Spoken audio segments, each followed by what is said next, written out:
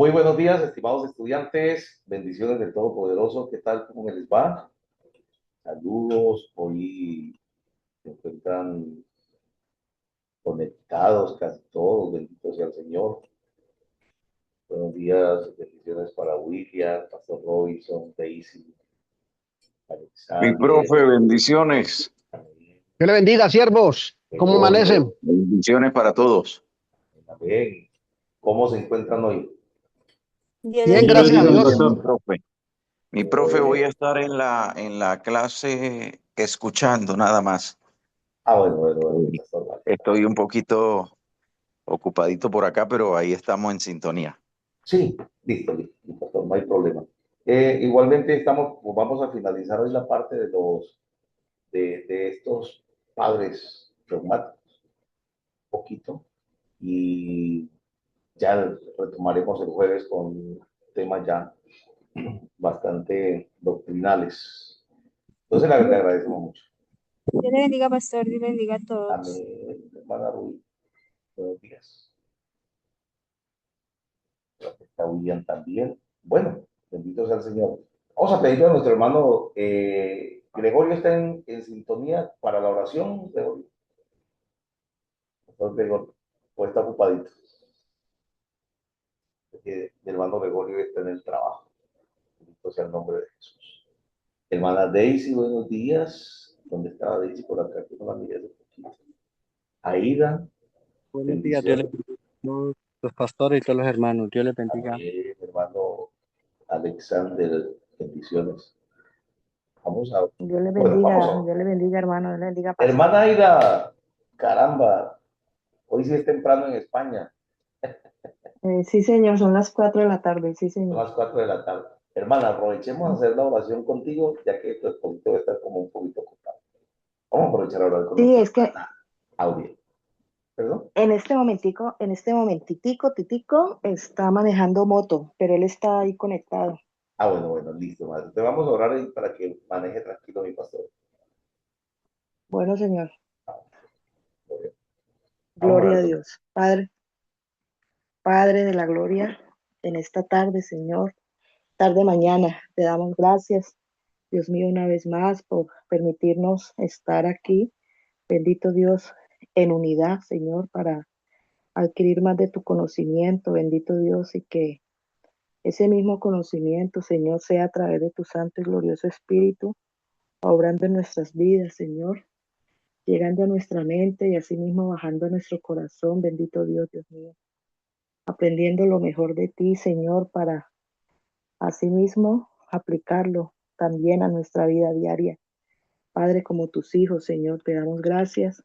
Que seas tú, bendito Dios, Dios mío, bendiciendo a cada uno, también de los hermanos que estamos en esta hora conectados, Señor, y también al pastor Hugo, Señor.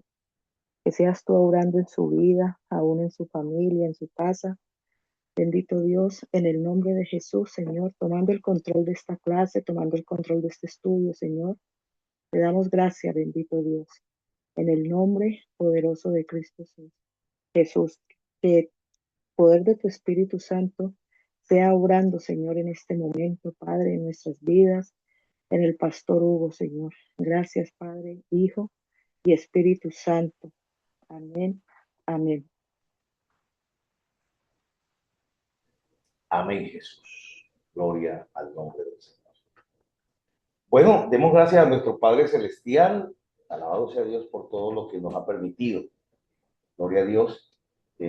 ¿Cómo les fue en España con ese virus tan fuerte que estaba moviéndose de la gripe hermana? Porque por aquí en Colombia tuvimos una virosis muy fuerte. Yo realmente me estoy recuperando, gracias a Dios. He podido manejar ese virus. No me ha afectado tanto. Pero por acá Bueno, estuvo fuerte.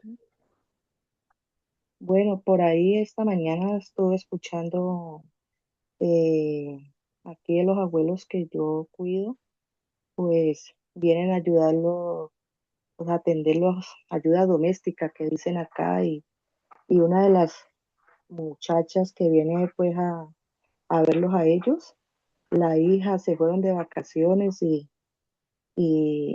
pues de por allá donde estaban, pues vino con ese virus y pero pues que está bien. En sí, pastor, es lo único que he escuchado.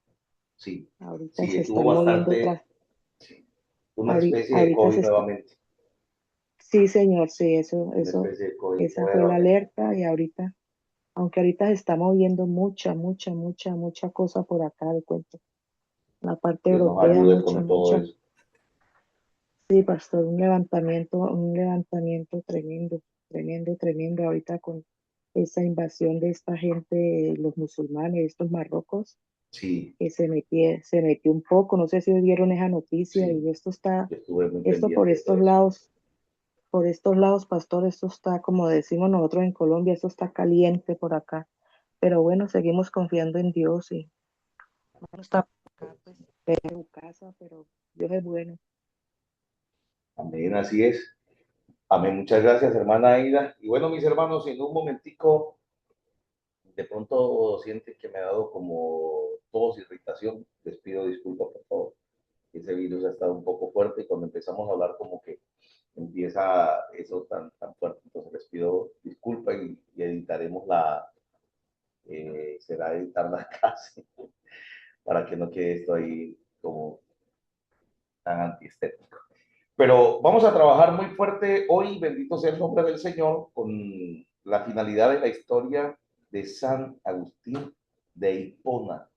Hombre, cuando les hablaba precisamente de lo que hace, de lo que hacía este varón, y se me queda muy grabado en los comentarios que hicimos la clase pasada cuando, no sé si fue el hermano Orlando, el hermano Alexander, que dijo, muchas veces las personas creen que están haciendo bien las cosas, y hablando precisamente del propósito de Dios, creen las personas o creemos nosotros también, porque también debemos tener en cuenta que hay momentos nosotros creemos que estamos haciendo bien las cosas. Y hablo cuando no hemos tenido un entrenamiento bíblico. Aunque hay algo tan importante, hermano, como es la guía del Espíritu Santo. El mejor intérprete es el Espíritu Santo de Dios. Pero si pudiéramos decirlo así como la terquedad religiosa, y discúlpenme la expresión, cuando hay terquedad religiosa, la gente deja de escuchar al Espíritu Santo y escucha sus propias convicciones. Hay gente que dice, bueno, aunque no lo entiendo, pero sé que está mal, así no son las Pastor, cosas. Por ahí.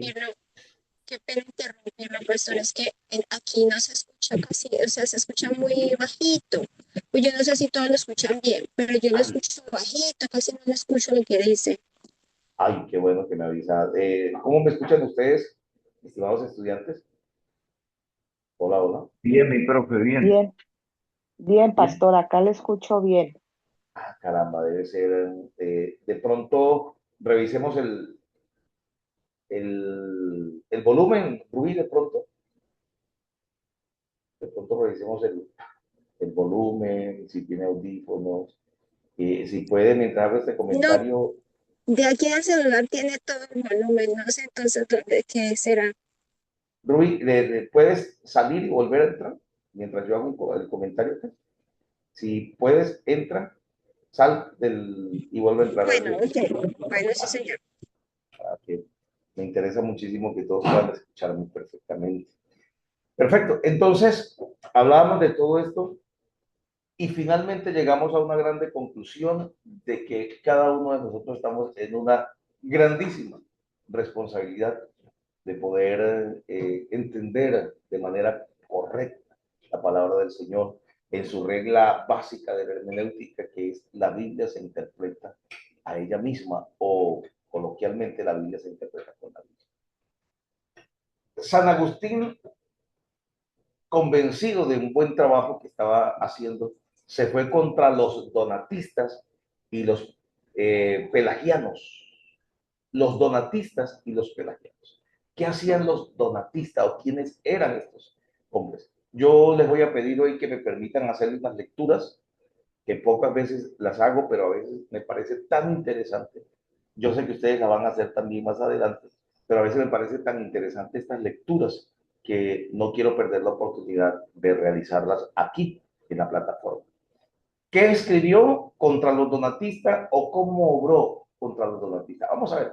En sus escritos contra los donatistas, Agustín expresa su doctrina acerca de la iglesia y de los sacramentos. Los donatistas, como recordará el lector, eran ortodoxos en sus enseñanzas, pero no reconocían a la iglesia católica. Se habían separado de ella de raíz desde la ordenación de Cecilio como un obispo de Cartago. Su ordenación, decían los donatistas, no tenía validez debido a la participación de Félix en la Abtunda, que es quien había sido acusado de entregar cosas santas a los perseguidores.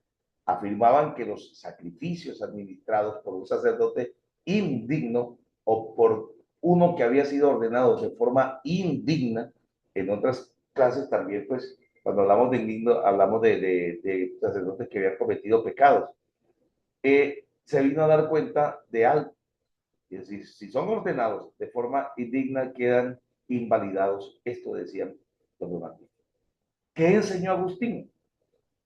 Que el poder de los sacramentos reside no en el carácter del sacerdote, sino en el carácter de la iglesia. Bueno, aquí vamos. La iglesia católica es santa porque es apostólica. Sus obispos son sucesores, esto enseñaba Agustín, no estoy enseñando yo. Sus obispos son sucesores de los apóstoles, de modo que es una unidad, que es unida, o es una unidad y es universal. No hay otra iglesia, enseñaba Agustín. Y si fuera de esta iglesia, perdón, y si fuera, o sea, si estando fuera de esta iglesia, entonces no habría salvación. Por esta razón, sus sacramentos son santos y válidos, pese al carácter del sacerdote o ministros que lo administran. Entonces, otra vez vamos a leer, no hay otra iglesia y fuera de esta iglesia no hay salvación. Por esta razón, sus sacramentos son santos y válidos, pese al carácter del sacerdote o del ministro que lo administra. Agustín, no por ello aprobaba el ministerio inmoral o falto de espiritualidad. No obstante, preparó el camino para la aparición de un ministerio en el cual los valores morales y espirituales estaban en peligro de tornarse menos importante de lo que debían ser.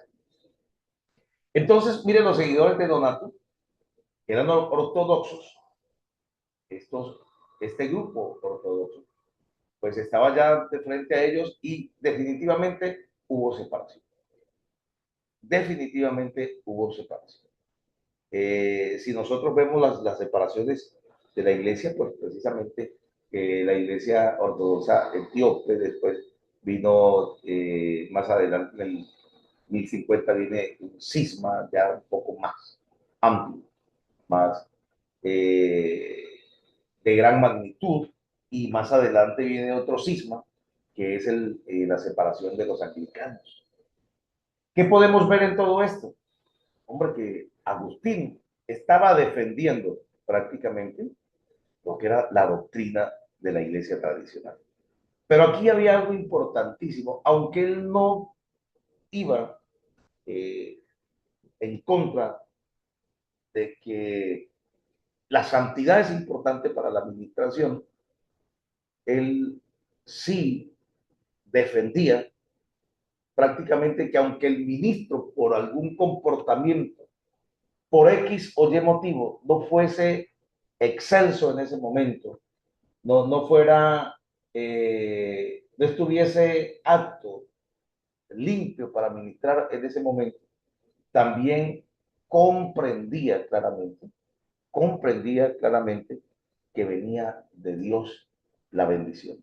Y es aquí donde prácticamente existe una pugna hasta el día de hoy, donde muchas personas están haciendo milagros, muchas personas están llevando la palabra de Dios y están viviendo quizás en adulterio, están viviendo una vida indigna, pero las personas continúan recibiendo de la bendición de Dios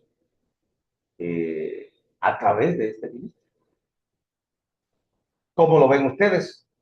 ¿Cómo lo manejan ustedes desde su perspectiva de fe? ¿Puede una persona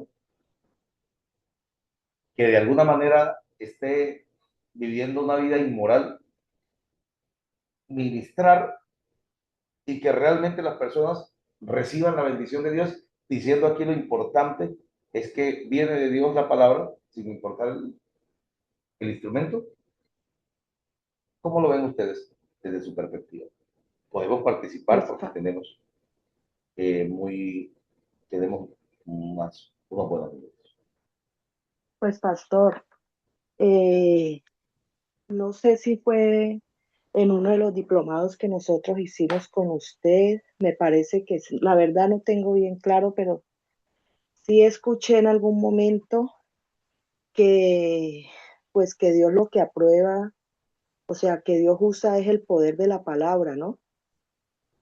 Y de pronto, o sea, que Él se mueve en el poder de la palabra y en algún momento pues se puede ver la manifestación, ¿no? A través de una persona que esté de pronto pues en malos pasos, mal camino y, y, y se dan los milagros y se dan, bueno, todas estas cosas, pero es por el poder de la palabra, no por, si se da es por el poder de la palabra, no por la vida que esté llevando esa persona. No obstante que nosotros tengamos que ministrar o que para Dios sea válido, que lo hagamos en nuestro mal caminar, ¿no? Pero pues me parece que eso lo escuché, pastor, que lo que operaba era el poder de la palabra, más no el comportamiento de la persona.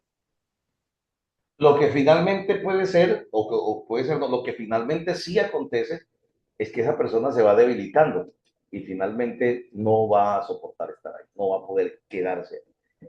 ¿Puede una persona en un momento realizar estas labores? Claro que sí. ¿Y lo puede Dios usar? Claro que sí. ¿Se puede manifestar el Señor? Muchísimo. El problema es que si esta persona no se arrepiente, si esta persona no cambia directamente, pues va a tener un encuentro frontal con Dios y finalmente se va a ir desgastando hasta no soportar estar ahí realizando esta labor, porque se necesita tener una tranquilidad espiritual para estas funciones. ¿Alguien más desea participar frente al hecho? Estamos hablando precisamente de lo que San Agustín de Hipona estaba Pastor, defendiendo. yo quiero hacer una preguntita. Sí, Daisy, con gusto. ¿Me escucha? Sí, perfecto, lo escucho. Bueno, yo en cuanto a eso respeto las opiniones, pero Sí, entonces recuerdo un versículo bíblico donde dice que aunque en mi nombre echara demonios y no sé qué más acciones hiciera en nombre de Dios, pero en un momento dirá, no te conozco, algo así, no recuerdo muy bien el versículo.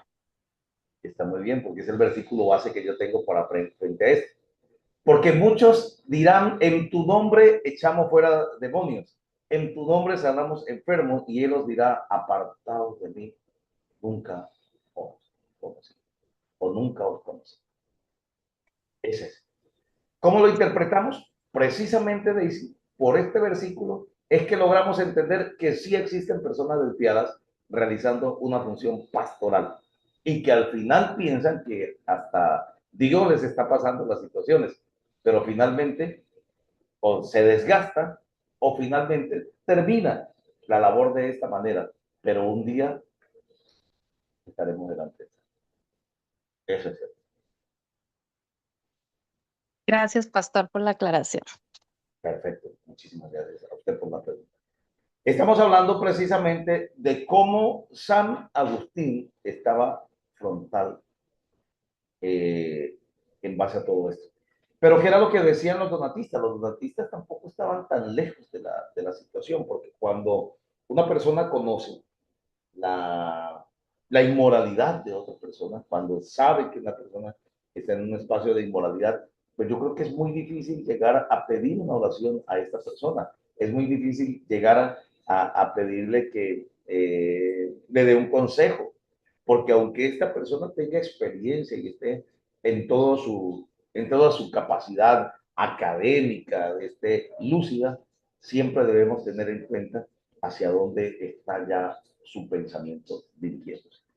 Entonces, Agustín enseñó que el poder de los sacramentos reside no en el carácter del sacerdote, sino en el carácter de la iglesia.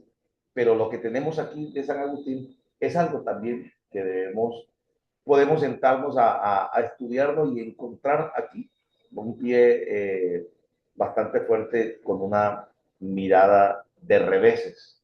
Estas miradas de reveses, quiero decir con esto que en ocasiones puede que no esté realmente orientado. Y aquí vemos, sí, una desorientación de todas maneras, aunque al final trata de ajustarse, pero finalmente nosotros no podríamos de pronto controlar exactamente la vida de un ministro. No podíamos controlarlo, no podíamos estar tan pendiente de él, pero algo pasará para que pueda llegar esa noticia de que hay inmoralidad o alguna situación tendrá que presentarse. Esto hizo Agustín contra los donatistas. Escribió contra los pelagianos. Vamos a ver, ¿qué era lo que hacía Pelagio? Pelagio, probablemente un monje irlandés que vivía en Roma, provocó la más grande controversia teológica en los tiempos de Agustín. Vamos a ver qué pensaba Pelagio. Sostenía que Dios daba a cada hombre la posibilidad de vivir una vida sin pecado. Escucha esto. Sostenía que Dios daba a cada hombre la posibilidad de vivir una vida sin pecado. Escuchemos esa palabra posibilidad. Esta posibilidad es don de Dios. El hombre no la posee en sí mismo. Lo que el hombre tiene es la voluntad de vivir esa vida. Esta voluntad es de parte del ser humano, pues ha sido creado con ella. En tercer lugar, el hombre tiene el poder de realmente vivir una vida sin pecado. Poder que que también el hombre lo tiene en sí mismo. Dice así, es decir, el hombre sin la fortaleza y el poder de Dios puede por sí mismo hacer real la posibilidad por Dios de vivir una vida sin pecado. ¿Por qué pecan los hombres? Pecan por causa del mal ejemplo. El pecado, por lo tanto, no es una condición de maldad humana de la cual deben ser librados los hombres. El pecado consiste en las malas acciones sin conexión entre sí. Y sigue, el hombre es bueno por naturaleza, pero su voluntad de hacer el bien ha sido debilitada por las frecuentes caídas por el mal ejemplo. La posibilidad de hacer el bien con la cual el hombre fue creado reside ayuda de dos maneras. Vamos a ver, Dios ha dado la ley y enviado a Cristo para darnos ejemplos. El bautismo coloca todos nuestros defectos y fracasos en el pasado, de modo que estamos otra vez libres para hacer el bien que Dios nos manda. Agustín consideraba que esta doctrina contradecía totalmente la enseñanza de las Escrituras y su propia experiencia religiosa. Por lo siguiente, replicó a Pelagio y a sus discípulos, Celestio y Julián de Clanum, ambos italianos, con los siguientes principios. El pecado, vamos a ver lo que dice Agustín, si está concordando con nuestra enseñanza de fe. Dice, el pecado no consiste en acciones malas, sino que procede de la naturaleza heredada por Adán. Las malas acciones son producto de esta mala naturaleza. Sin embargo, esta no es parte de nuestro ser creado. Lo recibimos después de la creación. Por tanto, puede ser eliminada y en su lugar podemos recibir de vuelta una naturaleza buena. Hablando de la presencia de Dios. Esta restauración es el resultado de la gracia de Dios. Aquí lo digo. La gracia es la obra de Dios en los corazones en donde los hombres les permite hacer lo bueno. Sin esta gracia no podemos obedecer la ley ni creer en el Evangelio de Cristo. El creer en Cristo nos une a Él, añade la fe, el amor y es posible una vida de obediencia en Dios. La gracia de Dios es irresistible en aquellos que están predestinados a la vida eterna. No la tienen aquellos que no están predestinados a la muerte eterna. Entonces, ¿qué dice aquí? Dice, la iglesia aceptó las enseñanzas de Agustín sobre el pecado y la gracia de su delineamiento general. Condenó el pelagianismo en el sínodo reunido en Cartago en el 416 y esta decisión la confirmó el Papa un siglo más tarde, en el 529, en un sínodo en Orange, Galia, confirmó la posición de Agustín. Sin embargo, su enseñanza sobre la predestinación a la muerte eterna y dio una importancia a las buenas obras de Agustín que no hubiese aprobado. El sínodo de Orange fue una reunión reducida, pero la importancia creció por el conocimiento del Papa Bonifacio II y las decisiones. Quedó así establecida la posición católica hasta que la misma fue puesta en tela de juicio por la reforma protestante en el siglo XVI. San Agustín, en defensa frente a Pelagio, dice algo muy importante. Dice, la gracia de Dios es irresistible, es decir, que usted no puede resistir la gracia de Dios, dice él. Vamos a empezar a desmenuzar. Pero aparte de esto, hablando de la gracia irresistible, es el primer pie para hablar de algo que se llama la predestinación. Y la predestinación no es nada más y nada menos que gente que nace destinados a la salvación y otros que nacen destinados a la perdición. Entonces, en este caso, colocan de frente las situaciones o las referencias de Judas frente a lo que aconteció, pero también aquí es donde nosotros vemos que en medio de esta defensa, de esta apología que hace San Agustín, no se logra, señoras y señores, no se logra entender con claridad y no se acepta la predestinación por parte de los protestantes en el siglo XVI. ¿Por qué razón? ¿Por qué razón? Porque si la predestinación fuese cierta, entonces habrían personas que nacerían para condenación, ni porque buscaran a Dios, ni porque hicieran esa buena labor del servicio, tendrían al menos media oportunidad de salvarse.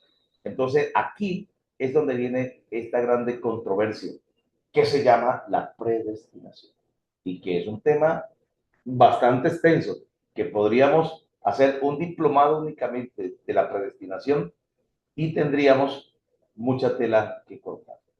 No sé si alguien quiere participar frente a lo que dice Agustín, frente a lo que decía Pelagio. O si necesita más explicación. Profe, ¿me escucha? Sí. Lo persuadió el tema, pastor. Yo pienso que si hubiera predestinación, no habría juicio final, ¿no? No habría No habría juicio final. No habría juicio final. ¿Para qué un juicio? Pues sencillamente si hubiera predestinación, pues, ¿por qué se condenó usted? No, pues porque estaba predestinado para condenar. O sea, no es ilógico. ¿Y para qué la evangelización? Finalmente, entonces, ¿para qué el buscar, hacer el esfuerzo de buscar? O sea, ¿para qué evangelizamos si ya los salvos están salvos y los Sí. condenados ya están condenados? Exactamente. ¿Para qué estar al lado de ellos si no sabemos cuáles, si no supiéramos entonces que Dios... Y allí pues, digamos que muchas personas, pues, sencillamente no asumirían la responsabilidad de su condenación, sino que le estarían a Dios. Sí. Sí. Pastor, creo que te desconectaste del micrófono, ¿sería?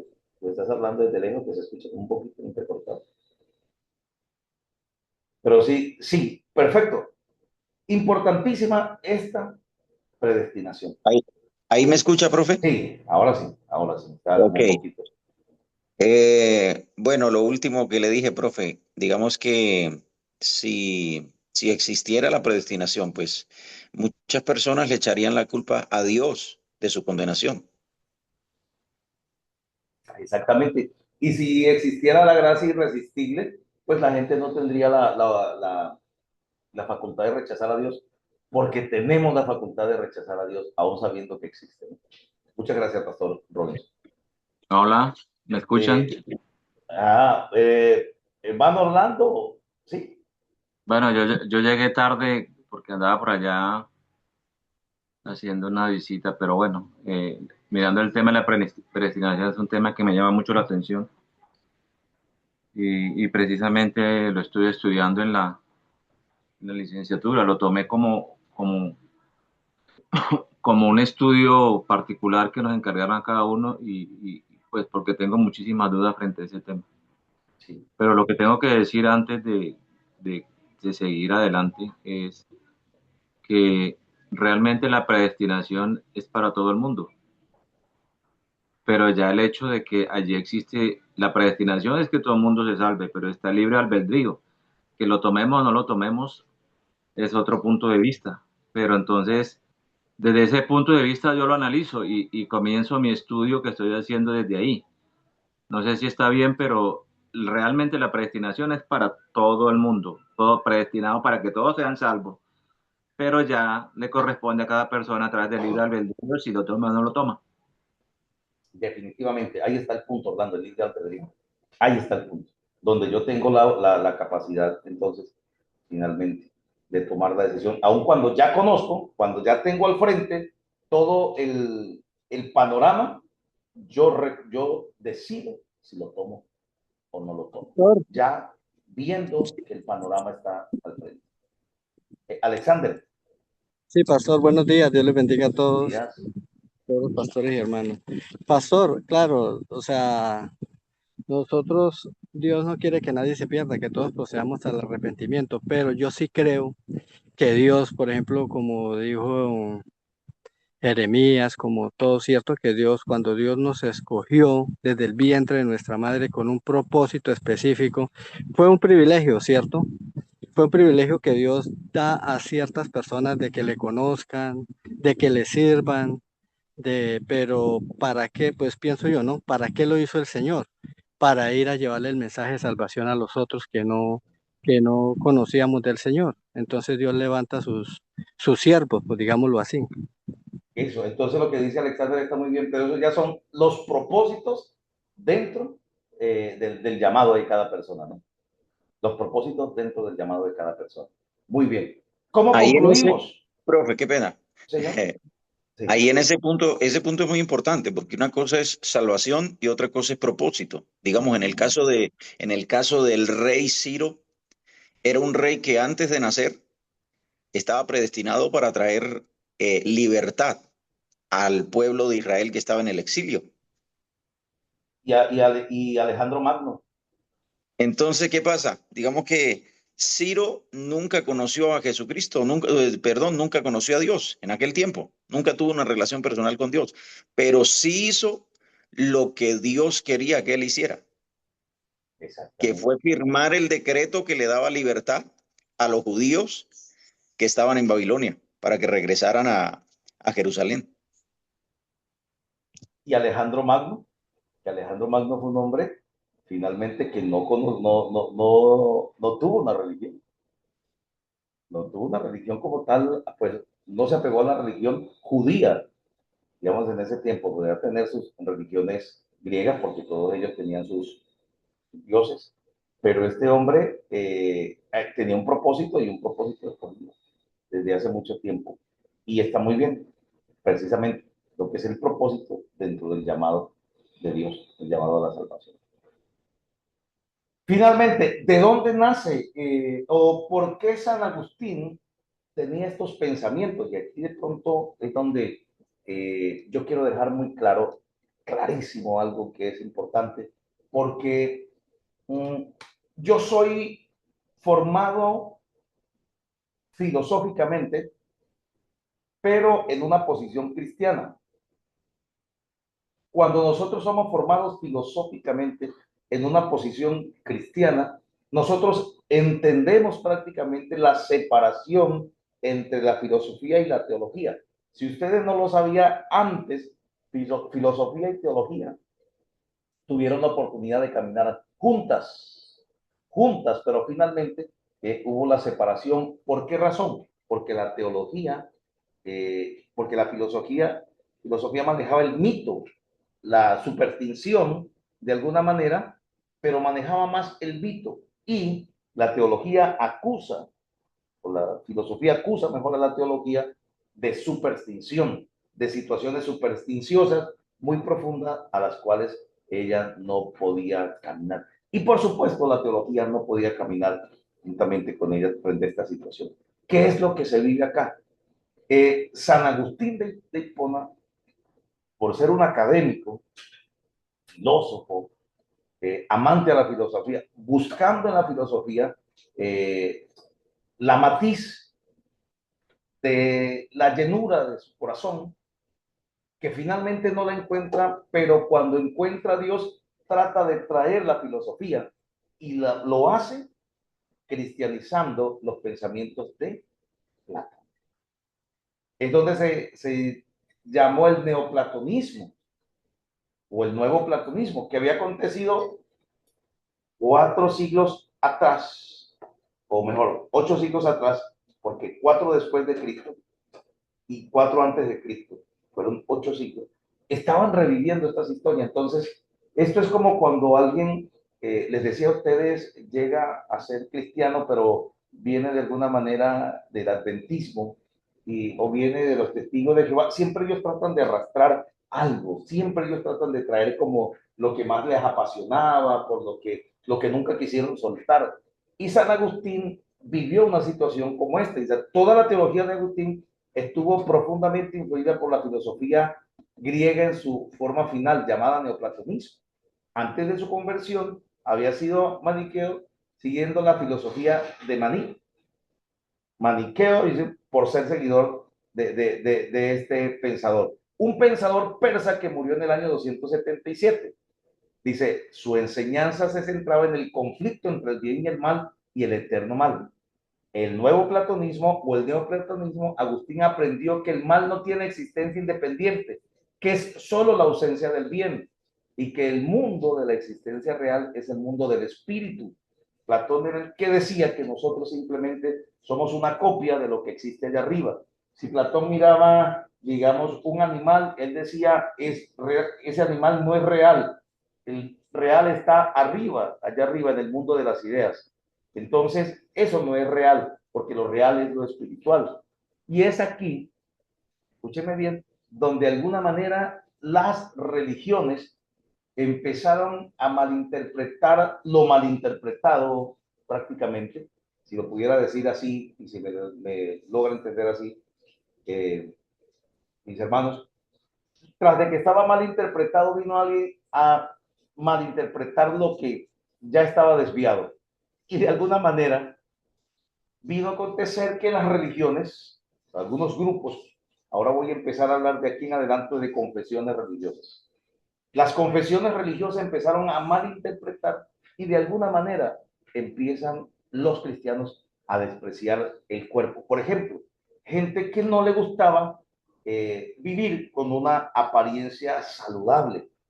Las personas que empezaron a pensar que vivir o verse de una manera miserable, en pobreza, verse de esta manera era más santidad, que entre menos, más humilde, confundiendo humildad con pobreza, que entre más pobre se viviera, más agradable, entre menos se arreglara, más se agradaba al Señor. Y es donde encontramos personas sin bañar, sin cepillar, sin realizar su aseo básico, su asepsia, personas que vivieron en una situación muy difícil, que regalaron lo que tenían, haciendo una especie de voto de pobreza. ¿Qué fue lo que pasó? Una mala interpretación. ¿De dónde viene esto? De las mismas ideas de Platón. De las mismas ideas de Platón. Platón era el que decía que existía el mundo de las ideas. Y es de aquí donde nace una teoría que cuando una persona, cuando el niño se concebía, se enviaba el alma y entraba en él. Entraba en él el alma y listo. Esta era la manera de que lo veía de alguna manera Platón y se interpretó y se malinterpretó y empezaron a salir doctrinas totalmente desviadas porque se trató de traer la filosofía y sustentarla con la palabra del Señor y no se puede, no se puede. Entonces ustedes me dirán, profe, pero entonces, porque más adelante vamos a ver de filosofía, tenemos que ver. Entonces, ¿para qué nos va a dar filosofía? Simplemente para separar una cosa de la otra. Y en algo que yo siempre digo que la filosofía tiene un punto importante, es por ejemplo, porque de la filosofía nace la retórica, que es las reglas para hablar bien, nace la oratoria, que es esta práctica que estamos haciendo aquí, y juntas es la elocuencia. Cuando alguien dice, uy, este hombre es elocuente, es porque tiene unas buenas reglas para hablar y las practica, retórica y oratoria. Eso se llama elocuencia, la reunión de todas ellas. ¿Qué es lo que significa o a dónde quiero llegar con esto? De que la filosofía tiene unos puntos académicos, éticos muy importantes, como el comportamiento.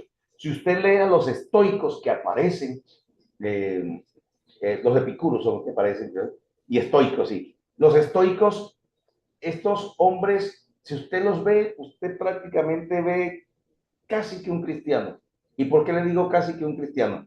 Porque los estoicos no beben, no ingieren alcohol, mejor. Los estoicos, si una situación se les presenta, aprenden de ella. Los estoicos, si les aconteció algo malo, se sientan, lo traen, asimilan la situación y bajo esa misma situación se reacomodan, se fortalecen, expanden su pensamiento, lo solucionan y lo hacen de una manera muy versátil. Y si ustedes de pronto dirán, pero ¿por qué casi cristiano? Porque practican todo esto, pero no adoran a Dios. Y esta fue la confrontación que Pablo tuvo con ellos. Cuando Pablo va a predicar a Atenas, se encuentra con los filósofos. Y cuando todo iba bien, hubo una parte donde ya todo se deslumbró, que fue el Dios no conocido. Y Pablo dijo, vengo a predicarles de ese Dios no conocido. Había un lugar donde estaban todos los dioses, pero un espacio para el Dios no conocido. Y Pablo estaba representando ese Dios no conocido.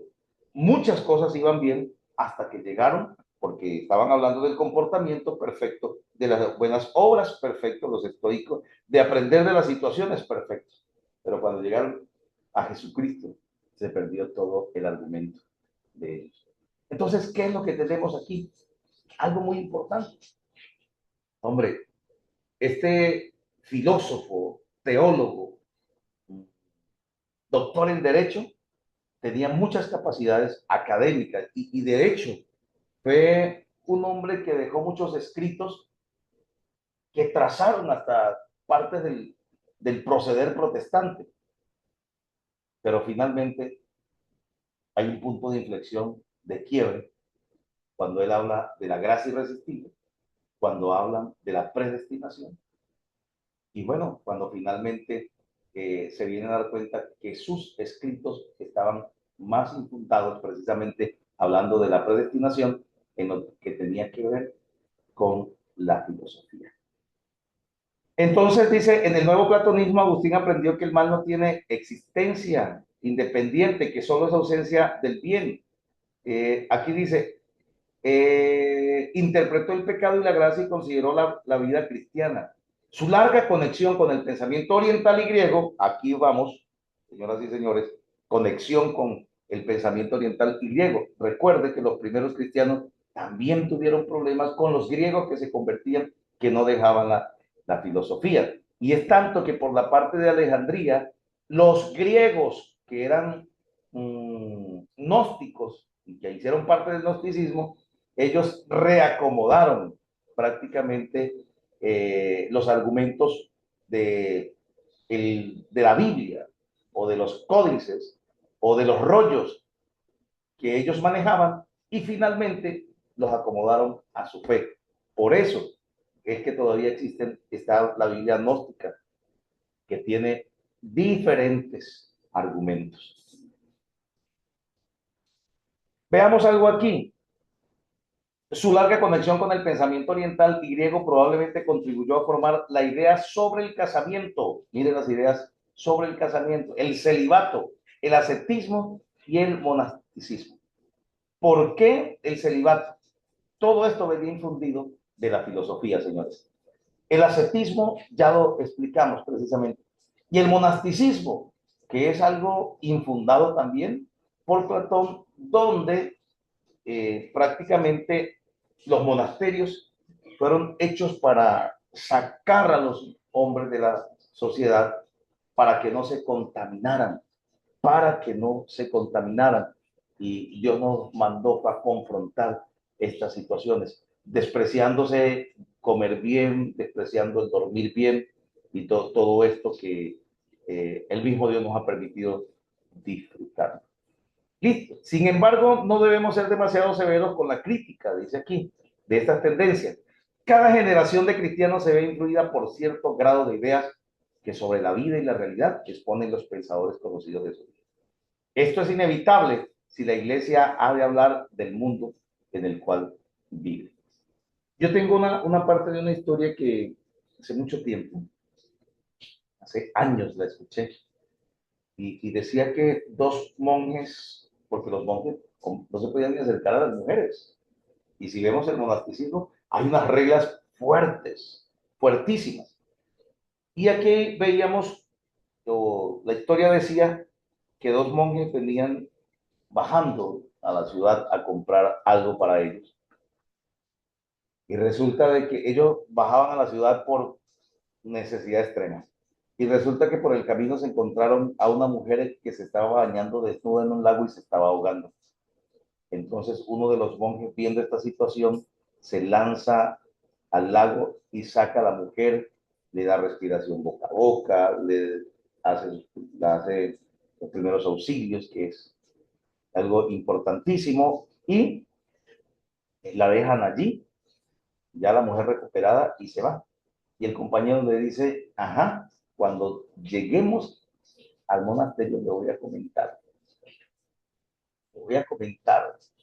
al monje mayor que usted tuvo contacto con una mujer desnuda.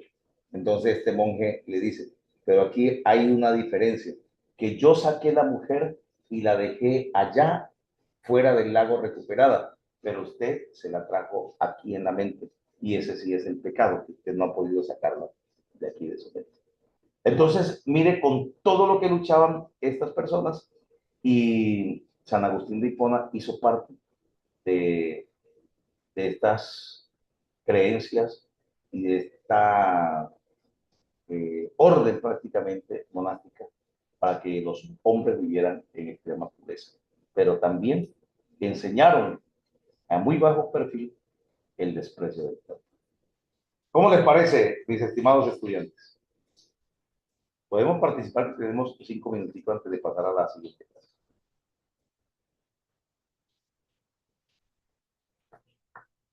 Hola, hola. Y mira, sí, claro, mira, es algo bien importante el tema relación filosofía y teología. Sí. Nosotros miramos las grandes doctrinas que están ya esclarecidas en la Biblia sistemáticamente, pues tienen una explicación netamente divina y espiritual. Pero si hablamos de filosofía, estamos hablando de que hubo una revolución de pensamiento, y tampoco es que la filosofía haya sido totalmente mala, porque en cierta forma revolucionó el pensamiento de la época.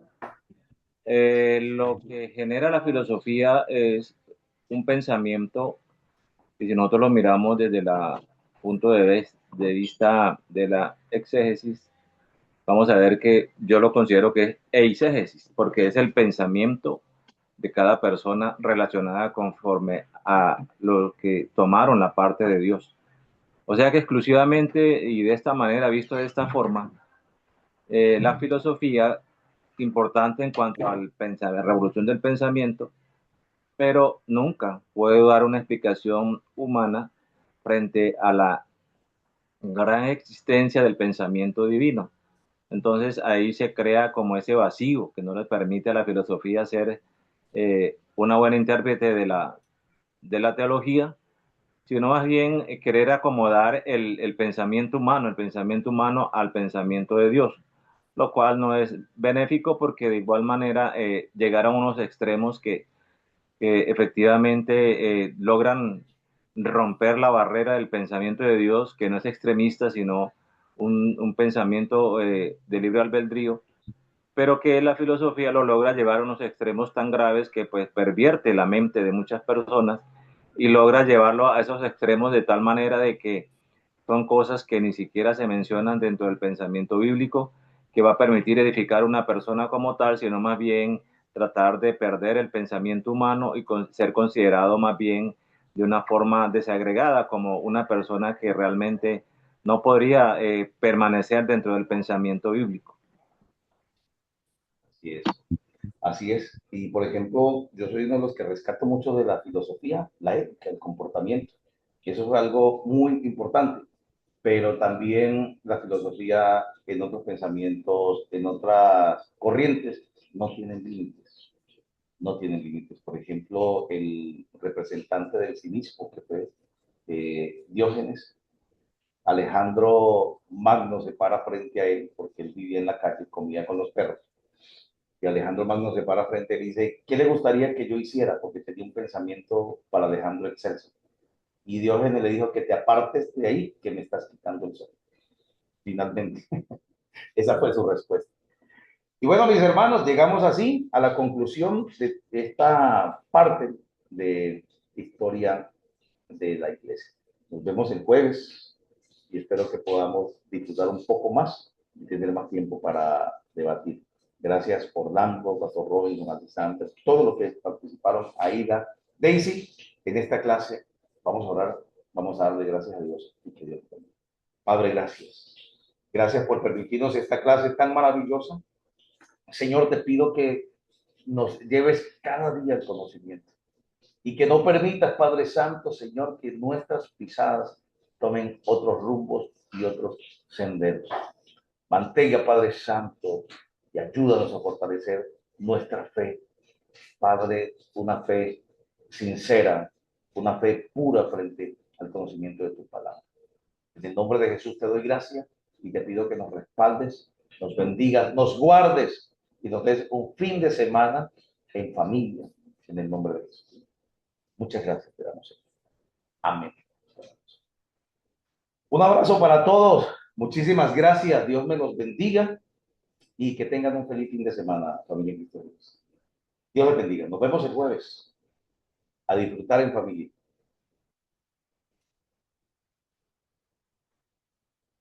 Chao, chao.